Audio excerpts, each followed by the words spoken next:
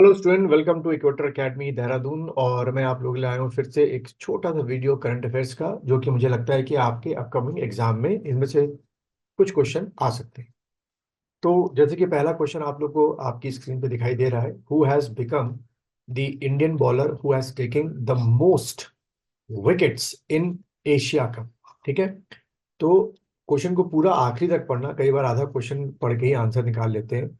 Specifically Asian, जो Asia cup आपका हुआ था उसके बारे में ये क्वेश्चन जो है पूछा गया। ऑप्शन जैसे आप देख रहे हैं, पहला कुलदीप यादव, रविंद्र जडेजा, जसप्रीत बुमराह या मोहम्मद सामी। ठीक है, तो इन चारों में से कोई एक आपको बताना है जिसने सबसे ज्यादा क्या लिए थे, विकेट लिए थे। चलिए बच्चों, तो आप लोगों ने मेरे ख्याल से डिसाइड कर लिया होगा इसका आंसर। तो इसका जो आंसर है बच्चों वो है आपका रविंद्र जडेजा, जो है उन्होंने सबसे ज्यादा wicket specifically Asia cup tournament में लिए थे। अब अगर इसका थोड़ा सा एक्सप्लेनेशन देखें, जैसे कि आपकी स्क्रीन पे आ गया होगा, अब एशिया कप 2023 जो है final will be played between India and Sri Lanka. तो देखो, एक हमको और एमसीक्यू क्वेश्चन मिल गया यहाँ से कि एशिया कप जो हुआ था वो किन दो कंट्रियों के बीच में फाइनल मैच आपका हुआ। तो इंडिया और श्रीलंका के बीच में हुआ था ऑन 17 सितंबर 2023। तो खैर ये स्पेसिफिक डेट याद करने की जरूरत नहीं है। कहाँ हुआ था, किस स्टेडियम में हुआ था, वो पूछ सकते हैं। तो आर प्रेमदासा इंटरनेशनल स्टेडियम। ठीक है, कहाँ पर है ये आपका, कोलंबो श्रीलंका में है। तो उम्मीद है कि इस टूर्नामेंट के होने के बाद श्रीलंका की जो इकोनॉमिकल जो कंडीशन है वो अपग्रेड हुई होगी।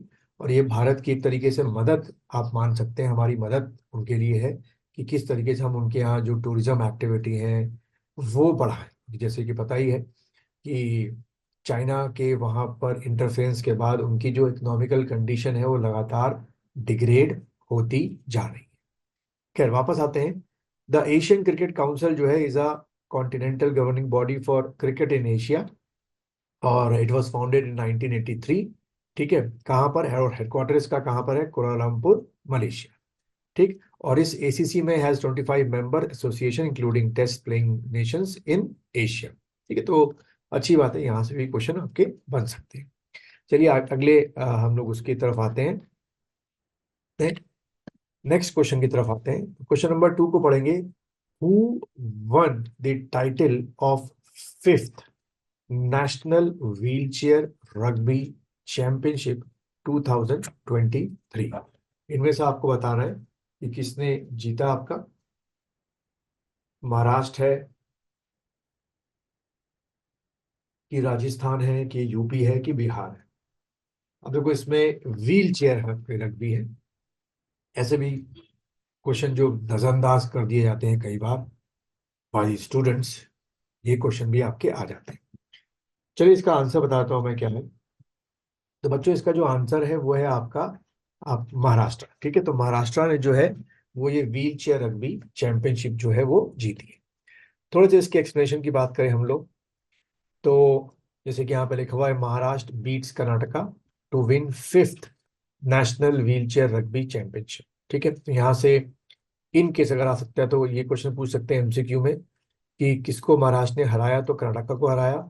या ऐसे क्वेश्चन आ सकता है कि ये जो व्हील चेयर रग्बी चैंपियनशिप थी ये किस नंबर की थी, तो फिफ्थ नंबर की आपकी हुई थी। और पर्टिकुलर एक और तीसरा क्वेश्चन आपका बन रहा है यहाँ से कि ये जो आपकी चैंपियनशिप हुई थी रग्बी की, ये किस जगह, यानी कि होस्टिंग जो प्लेस थी क्या थी, तो बलेवाड़ी पुणे में आपकी हुई थी। ठीक है, तो ऐसे क्वेश्चन पूछ सकते हैं कि जो fifth national wheelchair rugby championship आपकी हुई थी वो किस जगह हुई थी इन चारों में से, तो पुणे टिक करके आना। ठीक। चलो अगला क्वेश्चन आपका, which state UT recorded death due to the Nipah virus infection? ठीक है, नेपा जो है वायरस इन्फेक्शन जो है उसके कारण इन चारों में से किस स्टेट में आपकी डेथ हुई। ऑप्शन जैसे आपको देख रहे हैं, तमिलनाडु है, तमिलनाडु नहीं है, थोड़ा सा स्पेलिंग में गड़बड़ी हुई। तमिलनाडु, केरला, आंध्रा, उड़ीसा। ऐसे क्वेश्चन भी कई बार आ जाते हैं। चलिए, तो इसका आंसर मुझे लगता है आप में से कई लोगों ने क्या समझा होगा, केरला समझा होगा। तो बच्चों इसका जो आंसर है, यहाँ पर पर्टिकुलर डेथ के बारे में पूछा गया है, ना कि फर्स्ट केस या इन सब चीजों को लेकर। तो इसका जो आंसर है वो है आपका आंध्र प्रदेश। ठीक है, ये आपको पॉइंट ध्यान में रखना है। अब अगर हम कुछ इसका एक्सप्लेनेशन देखें, जो मैंने यहाँ रखा है कि नेपा वायरस इन इंडिया में है। India till now has witnessed 5 Nipah virus outbreak with case fatality rate ranging from 65 to 100%। ये बहुत हाई रेट है, यानी किसी को भी, जितने भी लोगों को भी नेपा वायरस हो रहा था काउंटिंग के हिसाब से, तो उसमें 65 से 100% जो है लोग जो है फेटेलिटी यानी कि डेथ रेट आपका था। ठीक है। और जो ऑफिशियली 5 बार बता रहे हैं, 2000 आपका एक में कहते हैं it was the first outbreak of Nipah virus in Siliguri. ठीक है, इन इंडिया। तो ये बड़ा इंटरेस्टिंग फैक्ट है, ये आपके एमसीक्यू में आ सकता है कि पहला नेपा वायरस का केस कहाँ पर डिटेक्ट हुआ था, सिलीगुड़ी में हुआ था।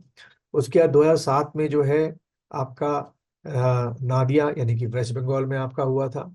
उसके बाद 18 जो है outbreak in Kerala was declared over soon after it was localized in Kozhikode and Malappuram district of Kerala. Then 19 में जो है ये आपका दोबारा से केरला में आउटब्रेक हुआ, और 21 में जो है दोबारा से ये आपका कोझिकोड केरला में आपका हुआ। ठीक है, तो कह सकते हो कि केरला में लगातार 3 बार जो है इसके आपके जो केसेस हैं वो डिटेक्ट हो चुके हैं, लेकिन पहला केस जहां हुआ था वो आपको याद रखना है। अगले क्वेश्चन की तरफ बढ़ते हैं। Which union has been included as a permanent member, ठीक है, वर्ड पे ध्यान दो, as a permanent member of G20 during New Delhi G20 summit. जैसे कि आपको पता है G20 का होस्टिंग हमारे पास आई थी। तो ऑप्शंस जैसे आपको दिख रहे हैं, एशियान है या अफ्रीकन यूनियन है या सार्क है या ओपेक है। तो मेरे ख्याल से आसान क्वेश्चन है, सबका लगभग लगभग 90% का सही होना चाहिए ये क्वेश्चन। तो जो आंसर की बात करें तो इसका जो आंसर है कि परमानेंट मेंबरशिप जो दी गई वो आपकी दी गई अफ्रीकन यूनियन को। ठीक है, थोड़ा सा इसका एक्सप्लेनेशन देखें हम लोग G20 के बारे में। तो G20 comprises 20 major economies, serve as a vital platform for global economic cooperation. Then दूसरा क्वेश्चन आपका, तो ये आपका पहला एक पॉइंट हो गया जो एग्जाम में आ सकता है। दूसरा पॉइंट आपका इससे क्वेश्चन बन सकता है, G20 established in 1999, it coordinates economic policies, हर देश की अपनी इकोनॉमिक पॉलिसीज होती हैं, प्रमोट फाइनेंशियल स्टेबिलिटी। ठीक है, और यहाँ पर कुछ गिने चुने पॉइंट लिखे हैं जो कि आ सकता है क्या, G20 जो है 20 मेंबर हो गए, और ये जो 20 मेंबर्स हैं यानी कि 20 जो कंट्रियां हैं 2/3 ऑफ वर्ल्ड पॉपुलेशन को होस्ट करती हैं। ये एक क्वेश्चन बन सकता है कि G20 में जो मेंबर्स हैं वो कितना परसेंट, दुनिया का कितना परसेंट पॉपुलेशन वहां रहता है। वहां लिखा होगा 1/3, 2/4, 2/3, ऐसे करके 2/3 करती है। 85% ऑफ जीडीपी, जो ग्लोबल जीडीपी है, वो इन 20 कंट्रियों में चलता है। ठीक है, और 99 मैंने बता दिया फाउंडेड था, और आपका 2008 में फर्स्ट लीडर्स की आपकी मीटिंग हुई थी।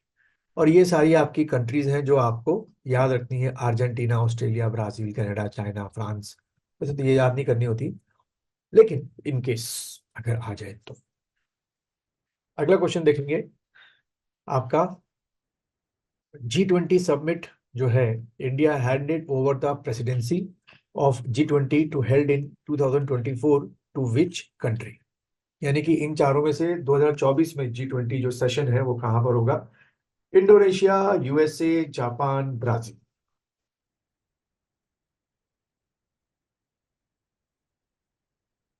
चलो, तो इसका आंसर आप लोगों ने डिसाइड कर लिया होगा।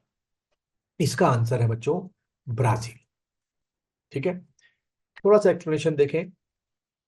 तो ब्राजील में जो है इसका जो सेशन है वो आपका होने जा रहा है, और उम्मीद है कि कुछ और नई जो ट्रीटीज होंगी वो ब्राजील में साइन होंगी, जैसे इंडिया में साइन होगी। क्वेश्चन नंबर 6, अब तो आपको आंसर मेरे ख्याल से पता चल गया होगा इसका। In which state was mobile app Sarpanch Samvad unveiled. Bihar में, राजस्थान में, आसाम में या हरियाणा में। तो खैर इसका आंसर आपका आसाम है।